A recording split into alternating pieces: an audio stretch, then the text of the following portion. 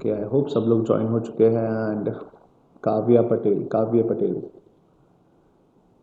भाई साहब मोड़ा बहु मोड़ा आ गया। हाँ जी, good morning students, welcome to EduCraft Academy, Crafting Young Minds. This is the new video lecture of 9th standard history ICSE students, that is chapter number 4, the Mauryan Empire, and this is me presented by Zahir sir. Okay, यहाँ पर मैं आपको आज थोड़ा बहुत हिंदी में सिखाने वाला हूँ, लेकिन जैसे कि आपको पता है, ठीक है, कि कोई भी हिस्ट्री हो, कोई भी हम किंगडम के बारे में पढ़ते हैं या जनरली हिस्ट्री के बारे में पढ़ते हैं, तो हमारे पास उसको पढ़ने के लिए दो सोर्सेज होते हैं। The first one is what, some of the archaeological sources, ठीक है, and the second one is the literature और we can say literary sources, right. ठीक है, ये आपको हमेशा ध्यान रखना है।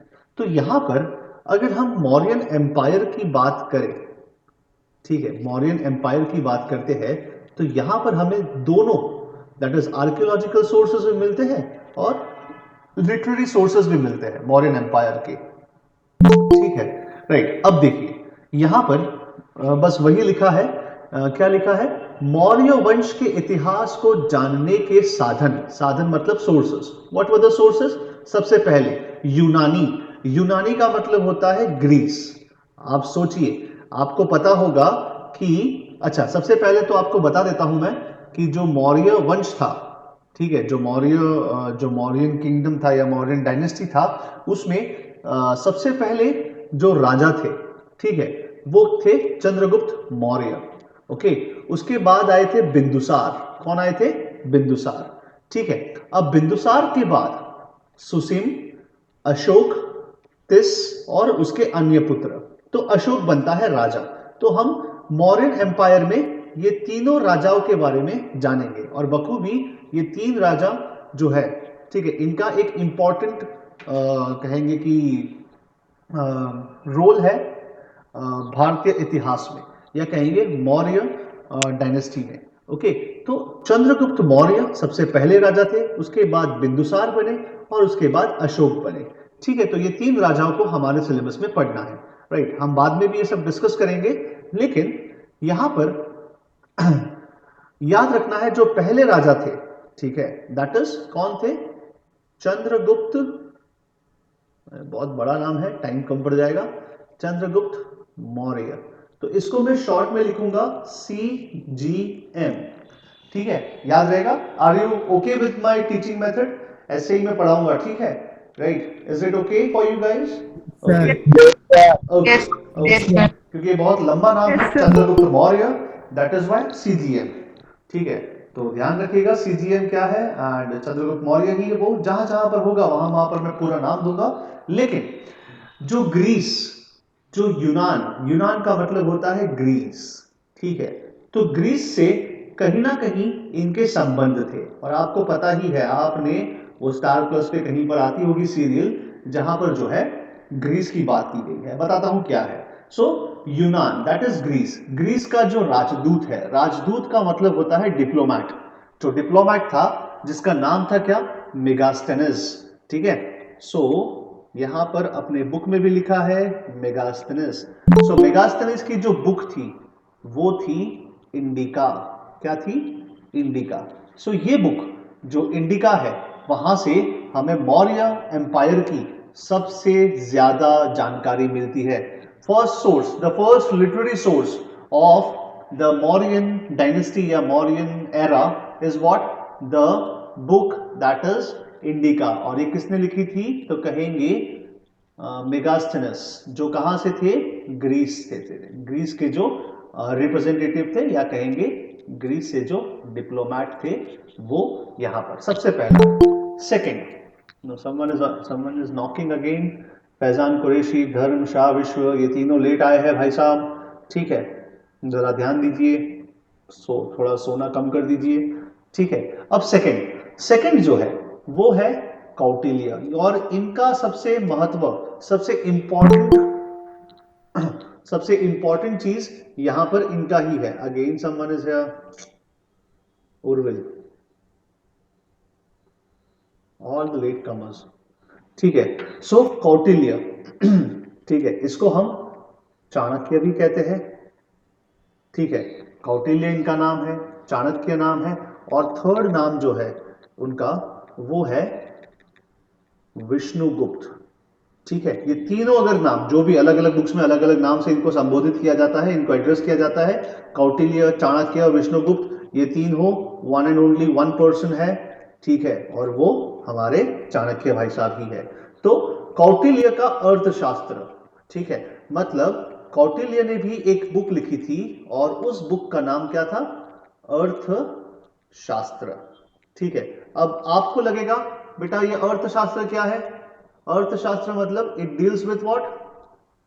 इकोनॉमिक्स। यस, लेकिन लेकिन हम सब गलत है यहां पर। इकोनॉमिक्स नहीं, it deals with the political या पॉलिटी। उस समय का जो पॉलिटी था, कौटिल्य जो है, चाणक्य जो है, वो एक कैसा राज्य होना चाहिए, कौटिल्य ने एक अखंड भारत की सपना देखा था, अखंड भारत का सपना देखा था। ठीक है, राइट। तो अखंड भारत का राजा कैसा होना चाहिए, उसका किंग कैसा होना चाहिए, हमेशा उसके पास पावर्स होने चाहिए, बहुत सारे पावर्स होने चाहिए, लेकिन ये इतना भी डेस्पोटिक ना हो जाए, इतना भी कहेंगे कि पावरफुल ना हो जाए कि ये डिक्टेटर बन जाए। ठीक है, राइट। तो ये सब यहां पर अर्थशास्त्र में लिखा गया है, कौटिल्य के अर्थशास्त्र में। ठीक है, तो दो सोर्सेज हमने देखे, लिटरेरी सोर्सेज। पहला जो है वो क्या है, तो कहेंगे मेगास्थनीज की जो बुक थी दैट वाज इंडिका, और वो कहां से थे मेगास्थनीज? यूनान से थे, यूनान मतलब ग्रीस। और सेकंड जो है वो है कौटिल्य, कौटिल्य का अर्थशास्त्र। ठीक है, that is Chanakya's book, that is Arthashastra. And the third one, the most important one, Ashok भाई साहब जो है अपनी अपना संदेश पहुंचाने के लिए, मैं भी हिंदी में लिखना शुरू कर दिया हूं, सॉरी। ठीक है, अशोक भाई साहब जो है वो जो है, ठीक है, वो अपना मैसेज पहुंचाने के लिए जनता को, जनता के बाहर, जनता जनार्दन जो भी है, सभी लोगों को मैसेज पहुंचाने के लिए पत्र नहीं लिखते थे। वो डायरेक्टली क्या करते थे, बड़ा एक बड़ा सा स्टोन का स्लैब ले लेते थे। ठीक है, बड़ा सा स्टोन का जो स्लैब था, ठीक है, जिसको हम कहते हैं रॉक एडिक्ट्स। क्या कहते हैं? Rock edict. ठीक है, एक बड़ा सा कहीं पत्थर दिखा, ठीक है, तो वहां लिखना शुरू कर दिया, राइट। या फिर कहीं पर एक पिलर बना दिया, अपना अपना खुद का पिलर, और पिलर में कहेंगे आगे, इसको कहते हैं पिलर एडिक्ट्स। आपके बुक में लिखा होगा, जरा बुक लेकर बैठे तो ध्यान रखिएगा, rock edict and pillar addict. ठीक है, तो ये उनके बड़े बड़े रॉक के ऊपर, स्लैब के ऊपर कहेंगे, ये सब उनके सारे मैसेजेस लिखे गए हैं। ठीक है, अशोक के। तो अशोक के अभिलेख, लेख का मतलब अगेन राइटिंग, अभी का मतलब वही रॉक एडिक्ट या pillar addict, I am also not sure about this, लेकिन अशोक के rock edict and pillar addict. ठीक है, तो ये थर्ड सोर्स है। फोर्थ जो सोर्स है वो कौन सा है? बौद्ध ग्रंथ, that is Dipavamsa and Mahavamsa. ये बहुत इंपॉर्टेंट है। जो हम बुद्धिज्म पढ़े हैं, तो बुद्धिज्म का जो लिटरेचर था, इसमें दो बुक्स थी। ठीक है, ऐसे बहुत सारी बुक है, विनय पिटक, सुत्त पिटक, अभिधम्म पिटक और एन नंबर ऑफ बुक्स, लेकिन उसमें से जो दो बुक्स है, दीपवंश और महावंश, ठीक है, तो उसमें भी कहीं ना कहीं मौर्य काल या मौर्यन एम्पायर या मौर्यन डायनेस्टी का हमें वहां पर सारा के सारा जो लिटरेरी सोर्सेज आइडिया मिलता है। ठीक है, अब थर्ड वाला या फिफ्थ वाला, लेट अस से विशाख दत्त। विशाख दत्त का मुद्र राक्षस, ये एक प्ले था। ठीक है, याद रखिएगा, आपके बुक में लिखा ही होगा मुद्र राक्षस। ठीक है, रिटन बाय विशाख दत्त। ठीक है, स्पेलिंग में वेरी, लेकिन Mudrarakshasa that is of Vishakhadatta. ठीक है, तो यहां से भी हमें मौर्यन एम्पायर का सबसे अच्छा बड़ा सोर्स मिलता है। ओके, और F the last one, Nepal और, एवं का मतलब और, नेपाल एंड तिब्बत, और उसमें जो ग्रंथ है, उनकी जो बुक्स है, वहां पर भी हमें बहुत सारा मौर्यन एम्पायर का सोर्सेस मिलते हैं। आई होप ये पहला स्लाइड था जो पूरा हिंदी में था, आपको समझ में आया? अभी आपको समझ में आया? Yes, yes sir. Yes, okay. ठीक है, अभिलेख का मतलब यस रिकॉर्ड्स भी सर। होते हैं। यस, यस, ठीक है। तो अब इसी तरीके से हम हिंदी को कन्वर्ट करेंगे। ठीक है, तो that is not an issue for you, right? Issue नहीं है ना? इसी तरीके से पढ़ाऊंगा बेटा, समझ में आया? सारे सोर्सेस समझ यस में आए? Okay, yes okay, yes okay, बहुत बढ़िया, बहुत बढ़िया। ठीक है, ठीक है। चलिए अब नेक्स्ट देखते हैं। अब बात आती है चंद्रगुप्त मौर्य की, ठीक है। अब ये भाई साहब देखिए, यहां से कुछ कहानी शुरू होती है। अब कहानी थोड़ा सिखाना पड़ेगा, हिस्ट्री तो it is full of stories and all, ठीक है। तो यहां पर जो मौर्यन एम्पायर है, ठीक है, जो मौर्यन एम्पायर है, पहले ये मौर्यन एम्पायर नहीं था, ठीक है। पहले है ना भगवान बुद्ध के समय पर, जो आपके सिलेबस में नहीं है, लेकिन भगवान बुद्ध के समय पर ये महाजनपद हुआ करते थे, जनपद एंड महाजनपद। तो उस समय पे 16 महाजनपद थे, ठीक है। और उन जनपदों में से, उन महाजनपदों में से एक बड़ा जनपद था जो सबसे इंपॉर्टेंट था, दैट वाज मगध। क्या था? मगध, ओके, मगध था। लेकिन मगध में मौर्यन एम्पायर नहीं था, ठीक है। मगध में उस समय पर देखिए, उसमें हिरण्यक आ चुके थे, हिरण्यक है, फिर शिशुनाग डायनेस्टी है, एंड उसके बाद नंद डायनेस्टी है, ठीक है।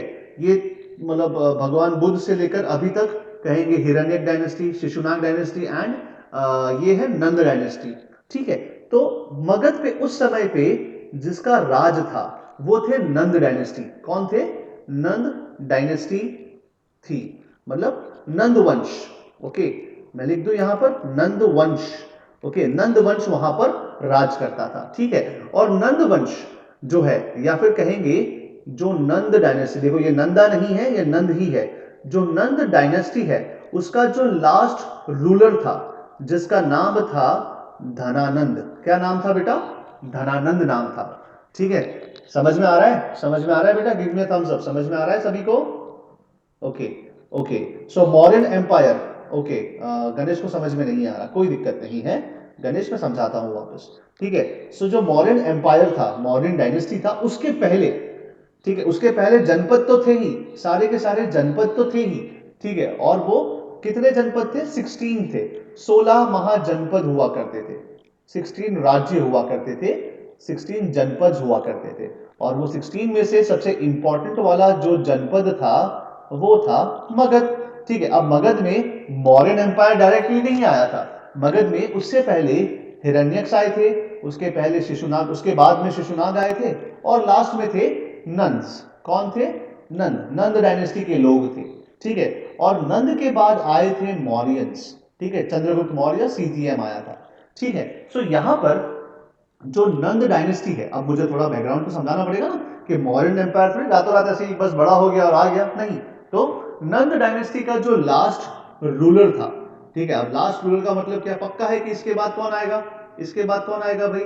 मौर्यंस आएंगे, और मौर्यंस में कौन? सीजीएम आएगा, ठीक है, सीजीएम आएगा भाई, है ना, राइट। तो नंद डायनेस्टी में जो लास्ट रूलर था धनानंद, ये बहुत ही डेस्पोटिक था, ठीक है, ये बहुत ही क्रूअल था, राइट। और आपको पता है कि ऐसे राजाओं को ज्यादा पसंद नहीं किया जाता, ठीक है। अब यहां पर क्या है कि यहां पर देखो, कोई भी राजा होता है उसके कुछ प्रधानमंत्री होते हैं, कुछ ऐसे कोर्ट मेंबर्स होते हैं जो जैसे नोबल्स होते हैं ना, राइट। जैसे हम पढ़ते हैं कि अकबर के 9 रत्न थे, या फिर उसका कोर्ट में नोबल्स थे, तुरानीज, दुरानीज एंड ऑल दस ईरानियंस एंड ऑल दैट, ठीक है। तो धनानंद के समय पर, धनानंद के समय पर उसके भी जो कोर्ट में जो नोबेल थे, जो पुरोहित थे।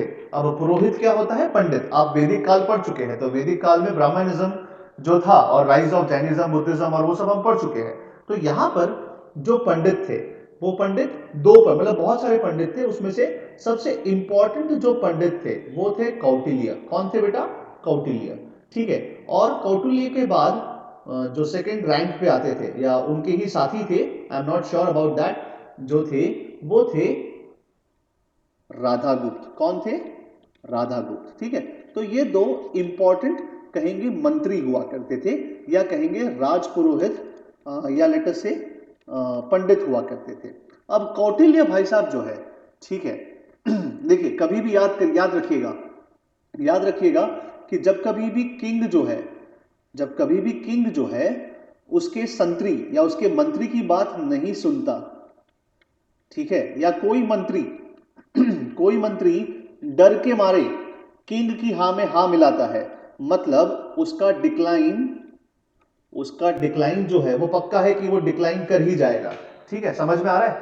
कोई भी मंत्री हो, ठीक है, अगर मंत्री डर के किंग की जी हुजूरी करता है, हाँ सर बराबर है, आप जो है बराबर है, ऐसा ठीक है, तो पक्का है कि किंग का डिक्लाइन होने वाला है, उस डायनेस्टी का डिक्लाइन होने वाला है। और अगर कोई मंत्री किसी किंग पे कंट्रोल करना चाहता है तो भी कहीं ना कहीं डिक्लाइन होता है। लेकिन कौटिल्य अलग थे। कौटिल्य जो है, या कहेंगे विष्णुगुप्त, या लेटर से, और क्या नाम बोला था मैंने उनका, याद है? चाणक्य।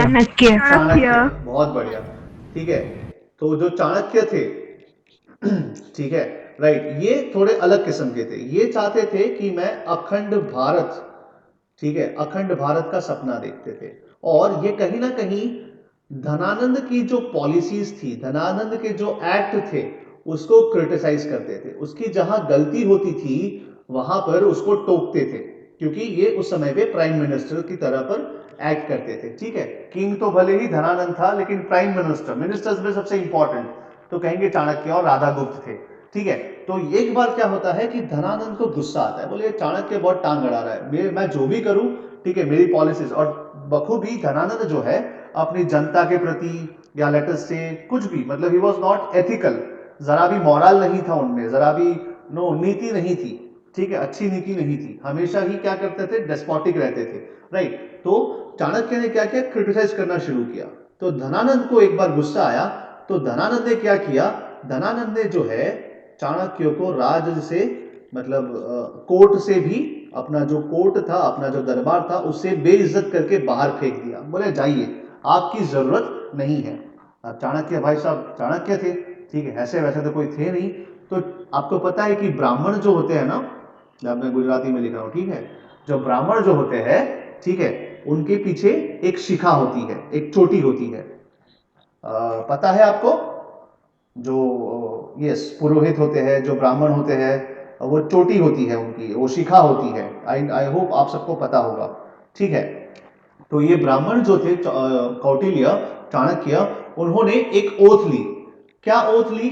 बोले कि मेरे अपमान, जो मेरा अपमान जो किया है धनानंद ने, ठीक है, धनानंद ने जो मेरा अपमान किया है, ठीक है, मैं जब तक ये अपमान का बदला नहीं ले लेता, मैं अपनी जो शिखा है, अपनी जो चोटी है, उसको मैं कभी बांधूंगा नहीं, उसको हमेशा खुली रखूंगा। ठीक है, और मैं नंद डायनेस्टी का मैं पतन करके रहूंगा। I will destroy, I will decline, I will destroy the Nand dynasty. समझ में आ रहा है? आ रहा है समझ में? आ रहा है समझ में? Give me thumbs up. आ रहा है? स्टोरी Yes, समझ sir. में आ रही है? ओके, ओके, ओके, ठीक है। तो अब क्या होता है? तो अब भाई चाणक्य और राधागुप्त तो निकल जाते हैं। राधागुप्त तो चलो बाद में, उसका तो मतलब कोई इतना इंपॉर्टेंट नहीं है, लेकिन चाणक्य, राइट, उनका इंपॉर्टेंस है राधागुप्त का, but that is not related to our topic, या that is not related to our syllabus. तो चाणक्य, तो अब चाणक्य चलते हैं बाहर। तो जब रास्ते में जाते हैं तो उनको एक बच्चा दिखता है, और बच्चे में आपको पता होगा, टीचर होते हैं, जो ब्राह्मण होते हैं, जो गुरु होते हैं, उनको बच्चों में कुछ ना कुछ अच्छा दिखता है। जब अच्छा दिखता है तो क्या करते हैं, उसको प्रोत्साहन करते हैं, उसको एनकरेज करते हैं, राइट। ठीक है, तो उनको कहेंगे चंद्रगुप्त मौर्य दिखता है। और तब से ये जो चाणक्य थे, उन्होंने डिसाइड कर लिया था कि मैं चंद्रगुप्त को कहेंगे जो है नेक्स्ट राजा बनाऊंगा, किसका? मगध का। ठीक है, और फिर चंद्रगुप्त की ट्रेनिंग वगैरह होती है, and rest is the history. और उसके बाद बदला लेते हैं, और फिर चंद्रगुप्त मौर्य जो है वो राजा की गद्दी पर बैठता है with the help of Chanakya. ठीक है, रास्ते में बहुत सारी रुकावटें आती हैं, वो भी हम पढ़ते हैं अभी आगे क्या क्या होता है। लेकिन थोड़ा बहुत हिस्ट्री देखते हैं, हिस्ट्री के बारे में क्या जानते हैं। आपको स्टोरी समझ में आ गया? मोटा मोटी जो स्टोरी है वो समझ में आ गया? आ गया समझ में? ठीक है, वो सर स्टोरी, हाँ बोलिए। सर जब वो लोग जीत जाते तो वो चाणक्य उस टाइम जिंदा होते। हाँ हाँ, होते हैं ना, चाणक्य अशोक तक रहते हैं, चंद्रगुप्त मौर्य फिर बिंदुसार उसके बाद तक होते हैं। ठीक है, समझाता हूं मैं अभी क्या होता है। ठीक है, राइट, चलिए अब आगे देखते हैं उसके बाद। अब यहां से कहेंगे थोड़ा बहुत पेचीदा मामला हो जाएगा। ठीक है, लेकिन आई विल ट्राई कि मैं आपको पूरा समझाऊं, और क्या कहते हैं, समझाऊं, मतलब इसको मैं बहुत, मतलब एक बड़ा पहाड़ है जो हमें चढ़ना है, लेकिन क्या करूं, आपको थोड़ा बहुत नॉलेज देना था इसीलिए। हालांकि अपने पास इंग्लिश भी है इसका, लेकिन वो एक अलग स्टोरी है, तो मैंने अलग अलग बुक्स में से थोड़ा बहुत लिया है। इसीलिए मैं आपको क्या है कि हिस्ट्री थोड़ा सा मैं चाहता हूं कि मेरे बच्चे जो है वो अच्छे से हिस्ट्री समझ पड़े।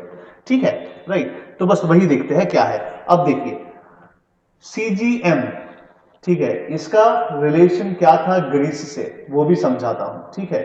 आपने नाम सुना होगा सेल्यूकस निकेटर का, ठीक है, राइट, वो भी अभी आगे आएगा, सेल्यूकस निकेटर क्या है and all that. Yes sir सुना है, ग्रीक के थे राजा। हाँ, ग्रीक के राजा थे एंड ऑल दैट, ठीक है, तो वो सब अभी हम पढ़ते हैं। लेकिन अगेन द स्टोरी स्टार्ट्स, जो आपको स्टोरी समझाई थी अभी, बस वो थोड़ा बहुत कहेंगे जिस्ट था, एक ओवरव्यू था। अब यहां से हम थोड़ा डेप्थ में जाएंगे, ठीक है। अब देखिए क्या लिखा है, लिखा है चंद्रगुप्त मौर्य, चंद्रगुप्त मौर्य की उत्पत्ति एवं जाति के बारे में, मतलब उसका ओरिजिन और उसकी जाति, उसके कास्ट के बारे में हिस्टोरियंस विद्वानों में मतभेद है, मतलब they are not having a common point.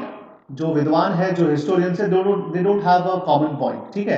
कहेंगे कि जो ब्राह्मण, जो वैदिक जो लिटरेचर है, जो ब्राह्मणिज्म का जो लिटरेचर है, वहां पर चंद्रगुप्त मौर्य को शूद्र बताया गया है। क्या बताया गया है?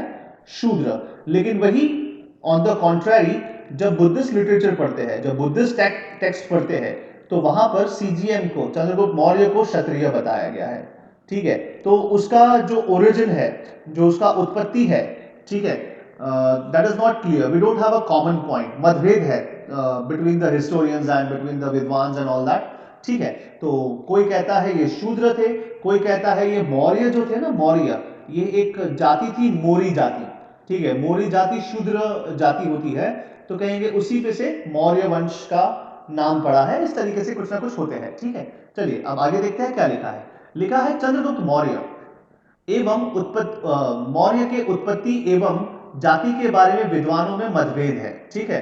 परंतु विभिन्न different historians and the Vidwans, ठीक है, ने गहन निष्कर्षों के बाद यह पाया कि चंद्रगुप्त क्षत्रिय कुल का था, ठीक है, राइट। मतलब अल्टीमेटली जो भी हिस्टोरियंस है एंड जो भी विद्वान है, उन्होंने बोला कि भाई चंद्रगुप्त मौर्य, ठीक है, वो एक्चुअली कहां से था? क्षत्रिय ग्रुप से था या क्षत्रिय क्लैन से था, ठीक है, वो एक क्षत्रिय था, ओके। और बहुत ही वीर योग्य पराक्रमी शासक था, जिसका जन्म ईसा पूर्व, ईसा मीन्स व्हाट? जीसस क्राइस्ट, है ना। तो ईसा पूर्व मतलब क्या? BCE, समझ में आया? ईसा पूर्व 345 में हुआ था। कब हुआ था? 345 में हुआ था, ओके, ठीक है। यहां तक क्लियर है? यहां तक क्लियर है? Give me a thumbs up, give me a thumbs up. यहां तक क्लियर है भाई साहब? I know it sir is, हाँ, I know it is hard for you. Yes, बोलिए। सर ईसापुर प्रेजेंट डे में कौन सा सिटी है? सॉरी सॉरी, ईसापुर प्रेजेंट में कौन सा सिटी है? It is not a city बेटा, इट इज अ टाइम। ईसा पूर्व, BCE, before Christian BC era, before yes, Christ. या बिफोर कॉमन एरा, ईसा पूर्व। ईसा, ये इसीलिए मैंने बोला ना, ईसा पूर्व का मतलब जीसस क्राइस्ट, जीसस क्राइस्ट के बॉर्न होने के पहले, दैट इज नोन एज ईसा पूर्व, ओके। ईसा पूर्व में हुआ था। ईसा पूर्व मतलब it is time before Christ या बिफोर कॉमन एरा, या दैट्स इट, ओके, ठीक है, बिफोर क्रिश्चियन एरा जो भी है, राइट। तो 345 में हुआ था, मतलब क्राइस्ट के जन्म से 350 साल पहले हुआ था, ठीक है, राइट। और भगवान बुद्ध का 650 साल पहले, 640 BCE में, ठीक है। चलिए अब आगे देखते हैं, उसके बाद क्या लिखा है। मगध पर आक्रमण। आप देखिए चंद्रगुप्त मौर्य का मगध पर आक्रमण, मगध उसका नहीं था, ठीक है, आपको पता ही है, मगध धनानंद का था, राइट, नंद डायनेस्टी से जो बिलोंग करता था उसका था। देखिए चंद्रगुप्त मगध नरेश महापद्मानंद के राज दरबार में रहता था, परंतु कुछ कारण से चंद्रगुप्त ने उसका राज दरबार त्याग कर दिया था। चाणक्य नाम का एक ब्राह्मण भी नंद राजा का दुश्मन था। आ गया, ठीक है, राइट। तो नंद राजा का दुश्मन था और ये सब चीजें लिखी है। चाणक्य एवं चंद्रगुप्त मौर्य मिलकर नंद वंश को उखाड़ फेंकना चाहते थे, ठीक है, राइट। तो ये दोनों का मिली भगत है, एक तरीके से कह सकते हैं। संयोग से, संयोग मतलब by the something like by the grace of God, ठीक है, संयोग से, राइट, अचानक से, संयोग से चंद्रगुप्त की भेंट सर चाणक्य तो से हो गई। सर चाणक्य ने बहुत सारे इयर्स जिए होंगे फिर तो। यस यस, बहुत सारे इयर्स लिए थे, बस वही देखते हैं बेटा, ठीक है। तो संयोग समझ में आया? संयोग से मतलब इंसिडेंटली, ठीक है, सर इंसिडेंटली, कोइंसिडेंस। हाँ, कोइंसिडेंस। कोइंसिडेंस या कोइंसिडेंस, इंसिडेंटली, ठीक है। सो इंसिडेंटली संयोग से चंद्रगुप्त की भेंट, भेंट मतलब मुलाकात, मुलाकात जो है चाणक्य से हो गई, तथा दोनों ने गठबंधन, गठबंधन मतलब टीम अप कर लिया, टीम अप करके युद्ध किया, मगर चंद्रगुप्त मौर्य व चाणक्य को पराजित होकर भागना पड़ा। ठीक है, और दोनों भाग कर कहाँ गए? उत्तर पश्चिम। उत्तर पश्चिम मतलब नॉर्थ वेस्ट में गए। North west of India, north west of India क्या है? पाकिस्तान। ठीक है, हमारे पाकिस्तान जो है वहां पर उसको कहते हैं नॉर्थ वेस्ट ऑफ इंडिया। ठीक है, अब दक्षिण जिला सर, सॉरी दक्षिण जिला, नहीं, दक्षिण जिला, उत्तर पश्चिम, उत्तर पश्चिम, नॉर्थ वेस्ट। ठीक है, ये भारत है। ठीक है, ये भारत है और इसका नॉर्थ वेस्ट ये साइड। सर वही दक्षिण जिला ना, दक्षिण जिला। नहीं, तक्षशिला वो बाद में आएगा भाई साहब, तक्षशिला बाद में आएगा। अभी जरा सुनिए तो सही, इतना उत्सुक मत होइए। हिंदी में पढ़ा रहा हूँ। It is first time, it is also first time for me कि मैं पढ़ा रहा हूँ हिंदी में। एंड लेकिन क्या करूँ, मुझे आपको थोड़ा बहुत समझाना था, इसीलिए हिंदी में। ये सब आपकी बुक में नहीं दिया है। ठीक है, लेकिन ऐसे ही मैं हवा में पढ़ा दूंगा। हाँ भाई, चंद्रगुप्त मौर्य आया, कौटिल्य आया, ये आया, वो आया, तो आया राम गया राम हो जाएगा। ठीक है, इसीलिए मैं थोड़ा बहुत यहाँ पे आउट ऑफ द बॉक्स जाके हिंदी में पढ़ा रहा हूँ। लेकिन आप, मैं चाहता हूँ कि आप अपने पेरेंट्स को मत कहिएगा कि सर ने हिंदी में पढ़ाया है, वरना मुझे पकड़ के मारेंगे। ठीक है, चलिए अब आगे देखते हैं इसके बाद क्या होता है। लिखा है कि पहली बार जब चंद्रगुप्त मौर्य और चाणक्य ने जब युद्ध किया विद द नंद डायनेस्टी तो हार गए, और हार कर कहाँ भागना पड़ा? तो कहेंगे नॉर्थ वेस्ट ऑफ इंडिया, मतलब प्रेजेंट डे पाकिस्तान के साइड या अफगानिस्तान के साइड गए वो लोग। ठीक है, राइट। तो क्या लिखा है? लिखा है पराजित होकर भागना पड़ा, और उत्तर पश्चिम सीमा में पहुंचने पर उनकी मुलाकात किससे होती है? सिकंदर से होती है। कौन? अलेक्जेंडर। ठीक है, अब आगे, इससे पहले आगे आपको पता होना चाहिए ईरानियन एंड मैसेडोनियन इन्वेजन्स। ठीक है, ये आपके सिलेबस में नहीं है इसीलिए मैं नहीं पढ़ा रहा, लेकिन मैसेडोनियन इन्वेजन्स, पोरस के साथ लड़ाई होती है, वो सब बाद में है। ठीक है, लेकिन अब यहाँ पर ध्यान दीजिए क्या है। जो अभी सिलेबस है वो मुझे खत्म करना है, और उसमें भी मैं एक्स्ट्रा पढ़ा रहा हूँ, तो थोड़ा बहुत ध्यान दीजिए। ठीक है, राइट। तो क्या लिखा है कि वहां उनकी मुलाकात किससे हुई? सिकंदर से हुई, जिसमें चंद्रगुप्त ने सिकंदर से मगध पर आक्रमण को कहा था। ठीक है, तथा युद्ध में विजय के पश्चात सिकंदर को मगध का साम्राज्य उसे सौंपने को कहा था। ठीक है, राइट। मतलब क्या है? चंद्रगुप्त मौर्य जो है, ठीक है, जो सीजीएम है, उन्होंने एक पेशकश की, एक मतलब एक कहेंगे प्रपोजल रखा कि भाई अलेक्जेंडर भाई साहब, आप जो है मेरी मदद कीजिए। किसमें? मगध को हराने के लिए। जब मगध को आप हरा देंगे तो क्या होगा? तो वहां पर जो आप मतलब मगध को जीतेंगे तो आप वो राज्य मुझे सौंप देना। ठीक है, लेकिन इस बात से सिकंदर चिढ़ गया और चंद्रगुप्त को मार डालने का आदेश दिया। ठीक है, मतलब क्या है? मतलब बोला कि साला मैं जीतू तेरे लिए। ठीक है, ये मैं उल्लू का पट्टा हूं क्या? नहीं। और क्या बोला? सिपाहियों, चंद्रगुप्त मौर्य को मार दो। ठीक है, काइंड ऑफ दैट थिंग। लेकिन चंद्रगुप्त किसी तरह जान बचाकर भाग निकला। चंद्रगुप्त व चाणक्य ने मिलकर एक सेना तैयार की और पंजाब को विजय कर लिया। किसको विजय कर लिया? पंजाब को। और यूनानियों को मार भगाया, और वहां से जो ग्रीस के लोग थे वहां से उनको मार भगाया। ठीक है, अब आपको पता नहीं है ना कि मैसिडोनिया कहां पर है। ठीक है, तो Macedonia is also from Greece. Okay, वो ग्रीस का ही पार्ट है, मैसिडोनिया एंड ग्रीस। तो यूनानियों को वहां से मार भगाया, और इसी समय चंद्रगुप्त ने एक विशाल सेना लेकर नंद वंश पर आक्रमण कर दिया। ठीक है, राइट। और यहाँ पर महापद्मानंद लिखा है, लेकिन धनानंद है शायद। ठीक है, महापद्मानंद पराजित हो गया, चंद्रगुप्त मगध का सम्राट बन गया, और चाणक्य उसका मंत्री बना। चंद्रगुप्त का राज्य ओराहन मतलब कोरोनेशन, ये क्या होता है? कोरोनेशन। इट मीन्स राज्य अभिषेक। ठीक है, और कब होता है? 322 BCE में होता है। ठीक है, राइट। तो चंद्रगुप्त का कहानी समझ में आया, मगध का कहानी समझ में आया कि किस तरीके से होता है दोनों का मिलन, और किस तरीके से मगध को अपने कंट्रोल में लेते हैं।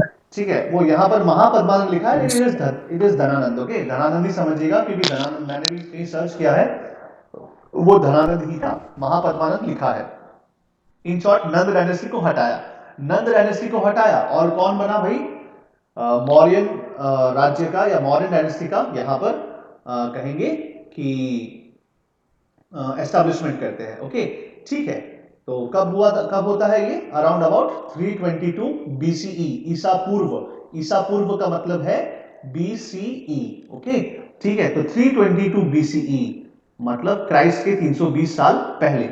ठीक है, सोचो इतना पुराना भारत का इतिहास हम पढ़ रहे हैं, that is why it is known as ancient India, है ना।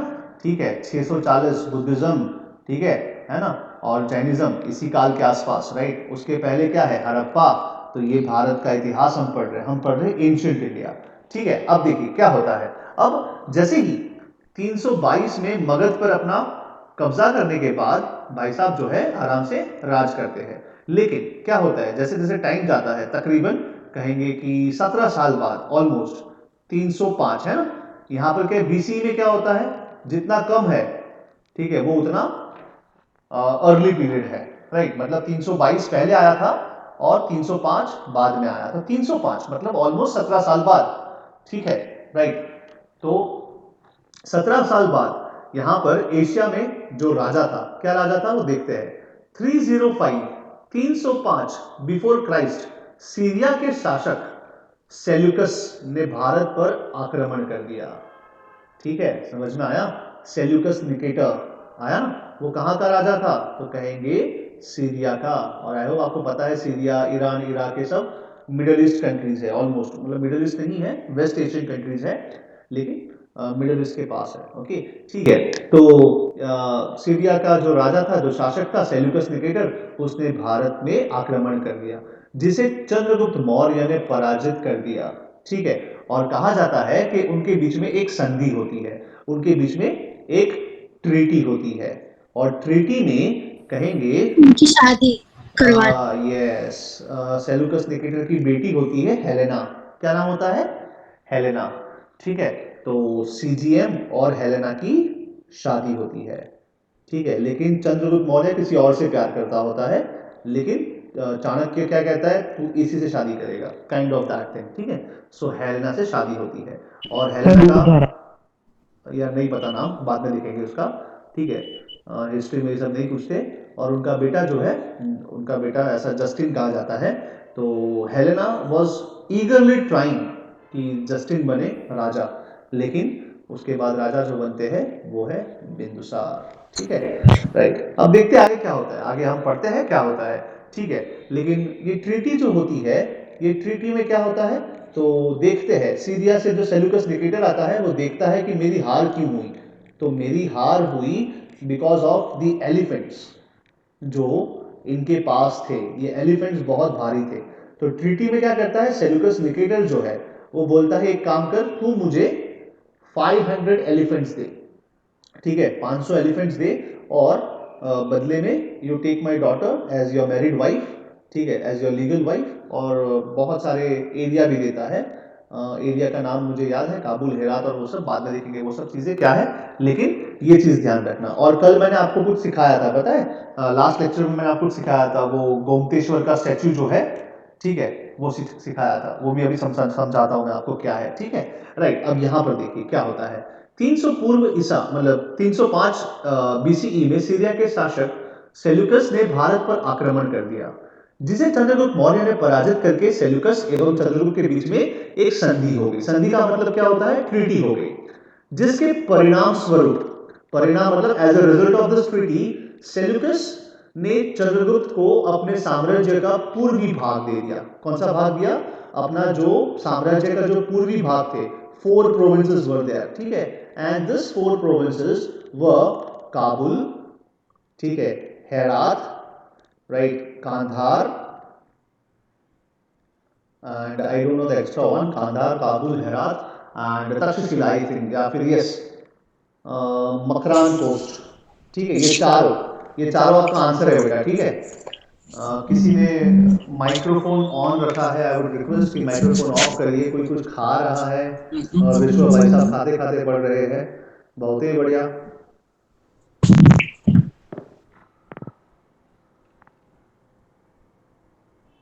ठीक है, चलिए, कोई नहीं, आई वुड रिक्वेस्ट एवरीवन कि अपना माइक्रोफोन ऑफ रखिए please. I have only hardly 10 minutes. Please make sure कि आप पढ़ते हैं। यार इतना अच्छा हिस्ट्री कौन सिखाता है, मैं सिखा रहा हूँ, देखो यार थोड़ा समझो। ठीक है, राइट। तो क्या है कि 4 जो प्रोविंसेस है, ठीक है, वो सेल्यूकस निकेटर ने किसको दे दिए, इनको दे दिए, दैट इज चंद्रगुप्त मौर्य को दे दिए। ठीक है, तो देखिए क्या लिखा है, लिखा है कि परिणाम स्वरूप as a result of this treaty Chandragupta को अपने साम्राज्य का पूर्वी भाग, eastern part, that is Kabul, Kandahar, Herat, Afghanistan and Makran coast, that is तट, दे दिए तथा अपनी लड़की हेलेना का विवाह चंद्रगुप्त के साथ कर दिया। ठीक है, राइट। तो ध्यान रखिएगा, मतलब सेल्यूकस निकेटर ने अपनी बेटी जो है, अपनी लड़की जो है हेलेना, उसकी शादी करवा देता है चंद्रगुप्त मौर्य से। और आपको पता ही है पहले के जमाने में ट्रीटी में क्या होता था, एक मैत्री संबंध बनाने के लिए, मतलब एक फ्रेंडली रिलेशन बनाने के लिए लोग मैरिटल रिलेशंस में बंध जाते थे कि मेरा ससुर है, मेरा दामाद है, काइंड ऑफ दैट थिंग, और ससुर दामाद में लड़ाई नहीं होती थी, काइंड ऑफ दैट थिंग। ठीक है, तो यहाँ पर हेलेना की शादी जो है चंद्रगुप्त से करवा दी, और साथ ही साथ अपना जो राजदूत है, अपना जो डिप्लोमेट है मेगास्थनीस, ठीक है, वो चंद्रगुप्त के दरबार में भेजा, है ना, और बोले जाइए मेगास्थनीस, आप जाइए चंद्रगुप्त के दरबार की थोड़ी बहुत शान बढ़ाइए, kind of that thing. Are you guys with me? Give me thumbs up. हाँ भाई, सो तो नहीं गए ना? यस। ओके ओके, ठीक है ठीक है, चलिए अब आगे देखते हैं क्या लिखा है। लिखा है उसके बाद तथा सेल्यूकस को 500 हाथी भेंट स्वरूप प्रदान किए। ठीक है, तो चंद्रगुप्त मौर्य ने 500 हाथी भी दिए सेल्यूकस निकेटर को। इस तरह चंद्रगुप्त का साम्राज्य उत्तर पश्चिम, दैट इज नॉर्थ वेस्ट में अफगानिस्तान तक, और पूर्व में बंगाल, बिहार, पश्चिम में गुजरात तक या मध्य भारत तक चंद्रगुप्त का साम्राज्य की सीमाएं थी। ठीक है, मतलब इन शॉर्ट कि आप देखेंगे अगर ये हमारा प्यारा भारत है, राइट, ठीक है, तो यहाँ बंगाल है, यहाँ गुजरात है, यहाँ अफगानिस्तान वाला काबुल है, हेरात है, कांधार है, ठीक है, तो ये सारा एरिया जो है, मगध तो था ही द सेंटर। और आपको पता है कि मगध का जो राजधानी था, वो राजधानी क्या था? What was the capital of the Mauryan Empire? Yes, Pataliputra.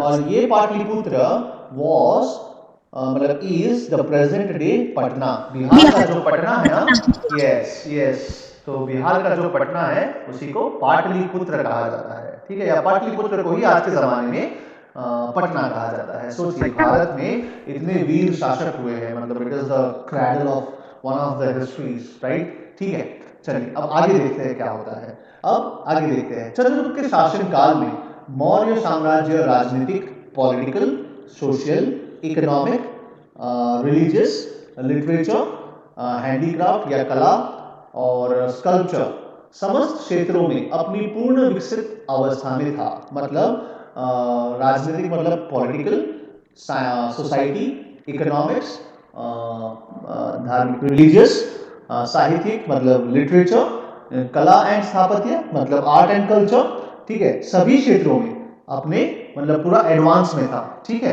Right. अब देखिए, ध्यान रखिए यहाँ पर चंद्रगुप्त मौर्य जो है, CGM जो है, ठीक है, उसने फिर लास्ट में अपनी बुढ़ापे में जैनिज्म अपनाया, और जैनिज्म की ओथ किससे ली पता है? भद्रबाहु से ली। किससे ली? भद्रबाहु। नाम याद है भद्रबाहु? कहां सीखे थे भाई भद्रबाहु? भद्रबाहु और स्थूलभद्र याद है? स्थूलभद्र और भद्रबाहु कहां सीखे थे? Yes sir. कहां सीखे थे बेटा? स्थूलभद्र और भद्रबाहु कहां सीखे थे हम लोग?